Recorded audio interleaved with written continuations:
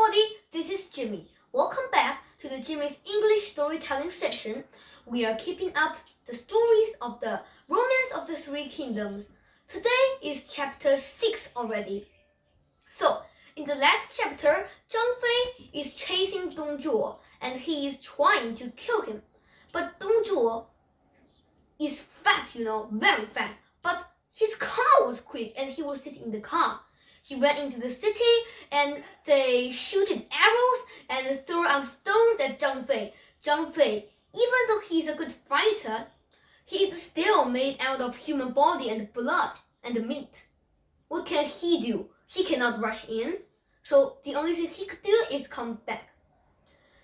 Anyway, this is still a very big victory because first they defeated Lü Bu and second of all, a lot of soldiers from Dong Zhuo, they were killed or they ran away. At the same time, Sun Jian finally came to Yuan Shu. He was very angry. Yuan Shu wanted him to fight again, and Sun Jian said, I actually do not have a bone to pick with Dong Zhuo. And now I will fight with my whole life with Dong Zhuo myself. First for the country and second for general yourself. And you listen to those myth makers and don't give me rice. And I lost. Are you happy now? Yuan Shu could say nothing because there was nothing he did right. And he was very embarrassed and awkward out there. So the only thing he could do is to kill that man who told him not to give any rice at all. And that, himself thought that may help, but actually I don't think Sun Jian is very happy. Anyway, since that guy is already killed, Sun Jian just went back, and Li Jue is one of the generals that's loved very much by Dong Zhuo. And Li Jue went in and asked Sun Jian like this. The one who our general Dong Zhuo respects is only the general. Our general has a very beautiful daughter and he wondered if it is possible to marry her to your son. Sun Jian was very, very angry. He shouted, I would like to eat Dong Zhuo's meat cooked. You want my son to marry Dong Zhuo's daughter. Do you think that's possible? Now go away. I do not want to kill you. That will insult my sword. Li Jue ran out of the city and ran to Dong Zhuo, said how Sun Jian was angry and how Sun Jian was rude. Dong Zhuo was very angry and he felt like he isn't being respected. But soldiers had come and surrounded the city, almost surrounded the city. Dong Zhuo was very dangerous now. Li Ru said, I guess that it is possible to move to Chang'an, no longer live here in Luoyang. Dong Zhuo said, why? Li Ru said, it looks like a crazy idea that we are going to Chang'an, but actually Chang'an is very hard to come in if we really defend because there are a lot of very high and very hard to climb mountains surrounded, and near it is Longyou. That is a town not very big but has a lot of stones and woods and other materials for building houses. Dong Zhuo said, yeah. If you didn't say it, I really don't understand. So they started moving, but Dong Zhuo said, but we don't have any cash. We have no money at all. How are we gonna do to move? Because, if we don't have any money, it's impossible for us to go to Chang'an. That's a long way. Liu said, there are a lot of rich men in Luoyang. They have gold and silver so much. You may ask them to give out money. And if they don't, you will kill them.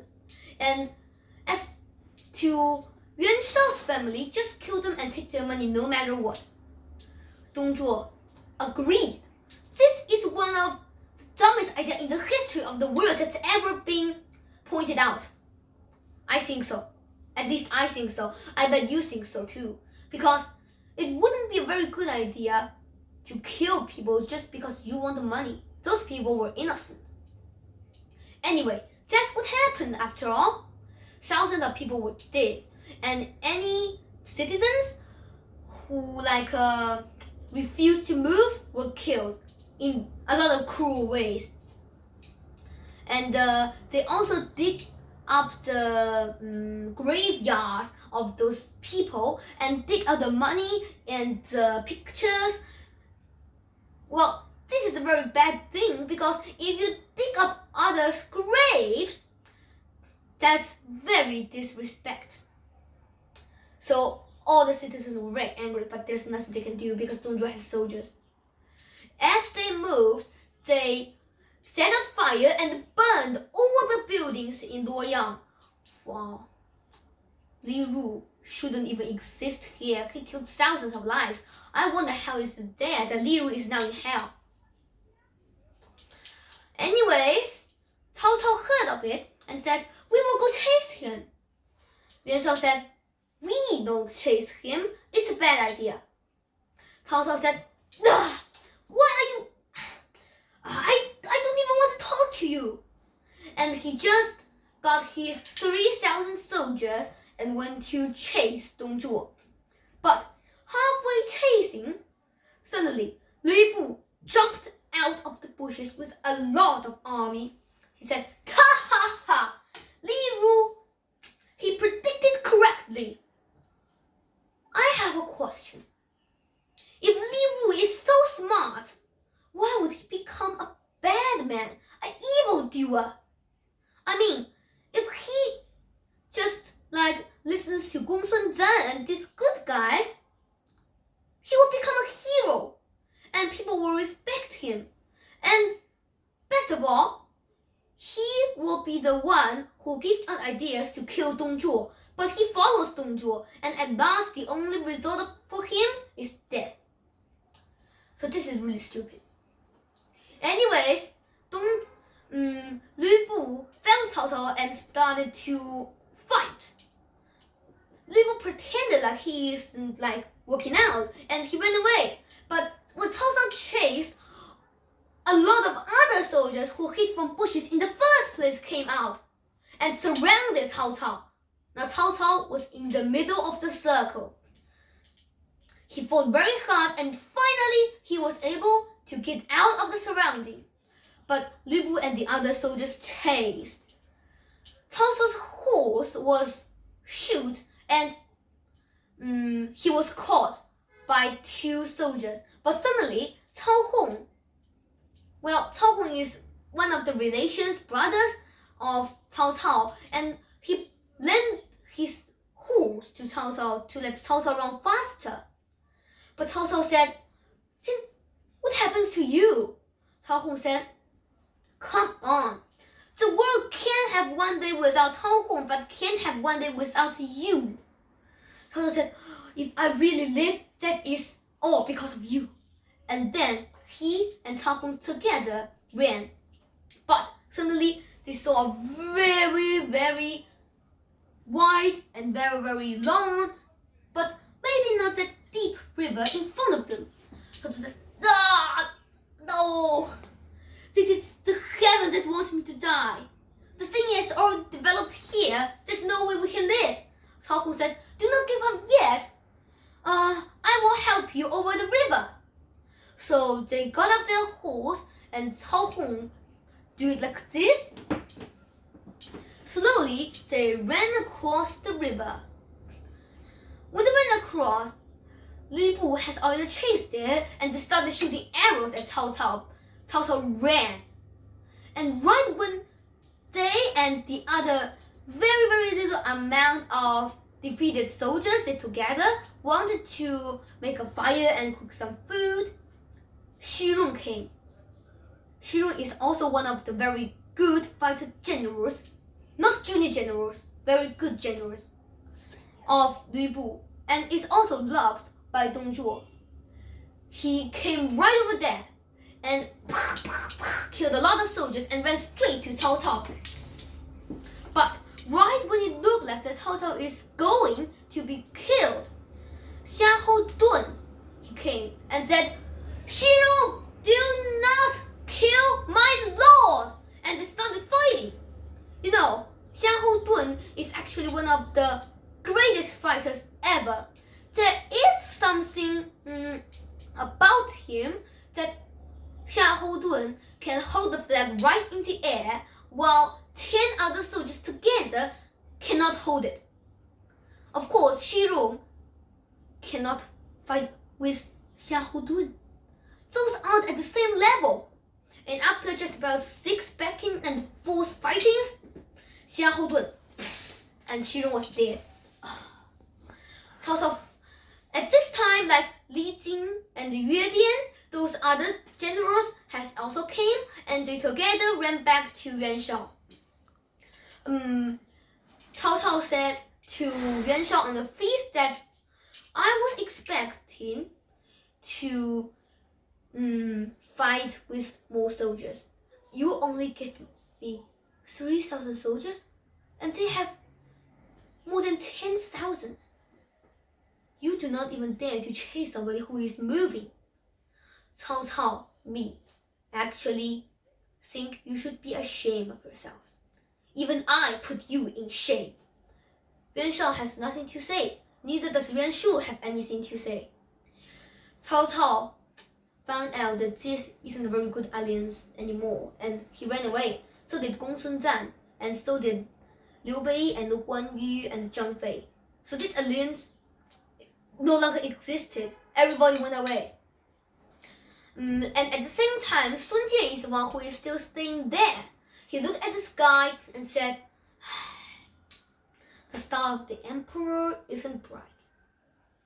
Fog all over the place. Did not see Han is about to be destroyed. But suddenly, he saw a colorful light, phew, boom, right in front of him. He asked the soldiers together to dig and found a very precious piece of jade inside it. He asked one of the soldiers, who told him that this piece of jade is actually the meaning of that you are going to be the emperor and that you'd better just hide it somewhere and leave.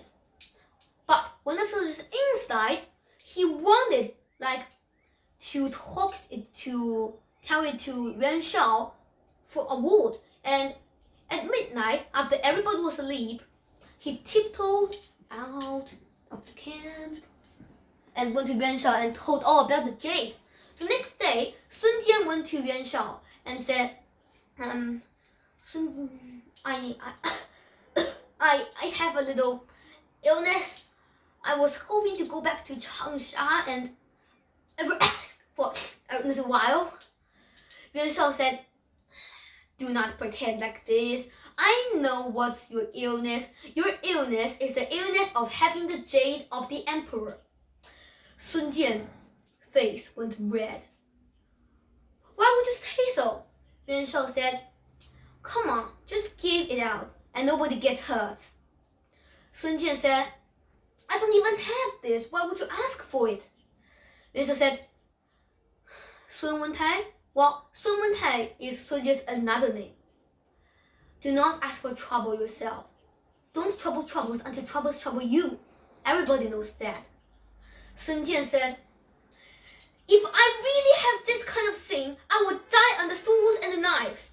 Everybody else said, if Sun Jian already said so, then I suppose he doesn't have it.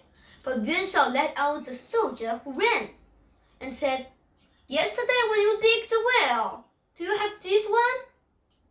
Sun Jian was very angry. He put out his sword and wanted to kill the soldier. Yuan Shao also put out his sword and said, you killed the soldier? That is unrespectful to me. Wen Chou and Lian Yang Oh, sorry. Wen Tou and Yan Liang. Lian Yang and Yan Liang. You see, this is very confusing name. Anyways, they also had their knives in their hands.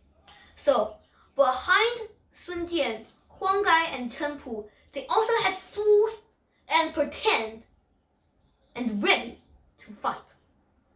But of course, the other ministers, they break it off. So Sun Jian left angrily. I don't know why Sun Jian is just,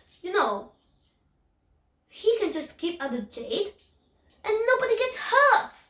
That's the first rule. This is actually superstitious. If you have a piece of jade, you will be the emperor. Well, if I buy a piece of jade, then I'm gonna be the president of the United States? That's impossible. Anyways, going on. After Sun Jian left, Yuan Shao was also mad, and he made a letter to Liu Biao. Liu Biao is one of other generals with pretty much a lot of armies, and asked him to fight with Sun Jian while Sun Jian is on the way. So, when Sun Jian is halfway to Changsha, Liu Biao stopped him with a lot of soldiers and generals and fighters behind. Sun Jian said, Liu Biao, why would you try to stop me on the way I'm going to Changsha? Liu Biao said, just because of Yuan Shao gave me the letter, would you please give out the piece of jade that you found last night and I will let you go. Nobody gets hurt. Sun Jian said, I do not have it. Actually, Sun Jian is also a very good actor. The operas should actually accept him to be one of the actors. They are losing a very talented man. Because Sun Jian, he himself knows very well that he has it, and he still pretends like he didn't have it, and he thinks that he is reasonable, and he shouts. So Liu Biao said, if you are saying the truth, you have to let me check all your luggages, and if I didn't find anything, that means you don't. Sun Jian was just like about to explode. He said, how you little man tries to ignore me? Why do you care to see any of my luggages at all? And he ran and fought with Liu Biao. Liu Biao ran away.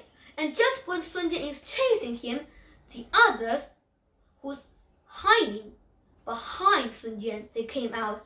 And also Liu Biao himself came back to fight. Again, like Cao Cao was trapped by Lu Bu, Sun Jian was trapped by Liu Biao in the circle. You're wondering what happens next? You're wondering how Sun Jian gets out of it? You're wondering whether he wins or loses? Read the next chapter, everybody. This book is about to end. What are you looking here for? Bye-bye.